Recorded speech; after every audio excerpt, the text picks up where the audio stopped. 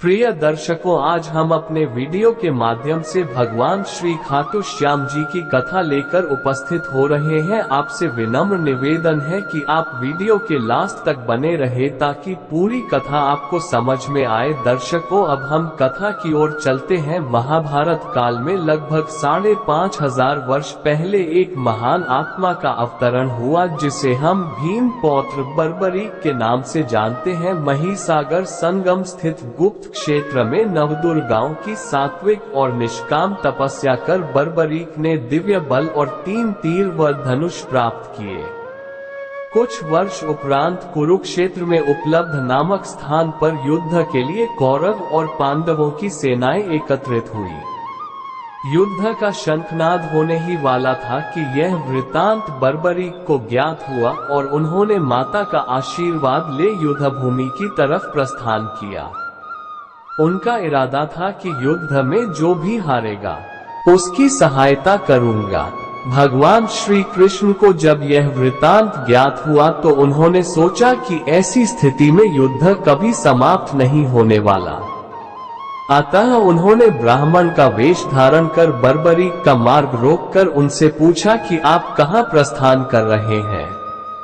बर्बरीक ने अपना ध्येय बताया कि वह कुरुक्षेत्र जाकर अपना कर्तव्य निर्वाह करेंगे और इस पर ब्राह्मण रूप में श्री कृष्ण ने उन्हें अपना कौशल दिखाने को कहा। बर्बरीक ने एक ही तीर से पेड़ के सभी पत्तों को भेद दिया सिवाय एक पत्ते के जो श्री कृष्ण ने अपने पैरों के नीचे दबा दिया था। बर्बरीक ने ब्राह्मण रूपी श्री कृष्ण से प्रार्थना की कि वह अपना पैर पत्ते के ऊपर से हटाए वरन आपका पैर घायल हो सकता है। श्री कृष्ण ने अपना पैर हटा लिया व बर्बरीक से एक वरदान मांगा। बर्बरीक ने कहा, हे यजमान, आप जो चाहे मांग सकते हैं, मैं वचन का पूर्ण पालन करूंगा। ब्राह्मण रूपी श्री कृष्ण ने शीश दान मांगा।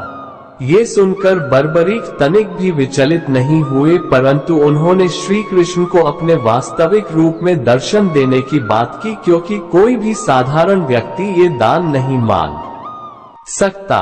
तब श्री कृष्ण अपने वास्तविक रूप में प्रकट हुए। उन्होंने महाबली, त्यागी, तपस्वी वीर बर्बरीक का मस्तक रणचंडिका को भेंट करने के लिए मांगा और साथ ही वरदान दिया कि कलयुग में तुम मेरे नाम से जाने जाओगे। मेरी ही शक्ति तुम में निहित होगी। देवगण तुम्हारे मस्तक की पूजा करेंगे। जब तक ये पृथ्वी, नक्षत्र, चंद्रमा तथा सूर्य रहेंगे तब तक तुम लोगों के द्वारा मेरे श्री श्याम रूप में पूजनीय रहोगे। मस्तक को अमृत से सींचा और अजर अमर कर दिया।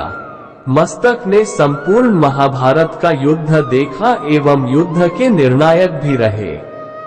युद्ध के बाद महाबली बर्बरीक कृष्ण से आशीर्वाद लेकर अंतर्ध्यान हो गए। बहुत समय बाद कलयुग का प्रसार बढ़ते ही भगवान श्याम के वरदान से भक्तों का उद्धार करने के लिए वह खाटू में चमत्कारी रूप से प्रकट हुए। एक गाय घर जाते समय रास्ते में एक स्थान पर खड़ी होकर चारों थनों से दूध की धाराएं बहाती थी। जब ग्वाले ने ये दृश्य देखा तो सारा वृत्तांत भक्त नरेश खंडेला के राजा को सुनाया। राजा भगवान का स्मरण कर भाव विभोर हो गया। स्वप्न में भगवान श्री श्याम देव ने प्रकट होकर कहा, मैं श्याम देव हूँ। जिस स्थान पर गाय के थन से दूध निकलता है वहाँ मेरा शालिग्राम शिलारूप विग्रह है। खुदाई करके विधि विधान से प्रतिष्ठित करवा दो। मेरे इस शिला विग्रह को पूजने जो खाटू आएंगे उनका सब प्रकार से कल्याण होगा। खुदाई से प्राप्त शिलारूप विग्रह को विधिवत शास्त्रों के अनुसार प्रतिष्ठित कराया गया। चौहान राजपूतों में नबदार कंवर हुई है जिन्होंने इस विग्रह को आतताइयों के विध्वंस से बचाने हेतु झोपड़े में रखा एवं सेवा पूजा की। औरंगजेब के शासनकाल में पुराने मंदिर का विध्वंस हो गया तथा उसके बाद जहां भगवान श्री श्याम देव का विग्रह प्रतिष्ठित किया गया वह आज भी विद्यमान है, जहां देश के सभी कोनों से श्याम प्रेमी पूजा अर्चना एवं दर्शनार्थ आते हैं।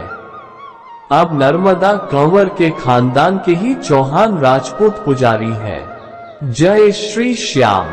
प्रिय दर्शकों, भगवान श्री खाटू श्याम जी की वीडियो ये कथा आपको कैसी लगी? यह कथा आपको अच्छी लगी हो तो कमेंट बॉक्स में जय श्री खाटू श्याम जी भगवान जरूर लिखें, और यह कथा आपको अच्छी लगी है तो हमारे YouTube चैनल श्री निर्मल ज्ञान गंगा को सब्सक्राइब करें और वीडियो को लाइक करें और अपने दोस्तों को अधिक से अधिक शेयर करें। जय श्री कृष्णा।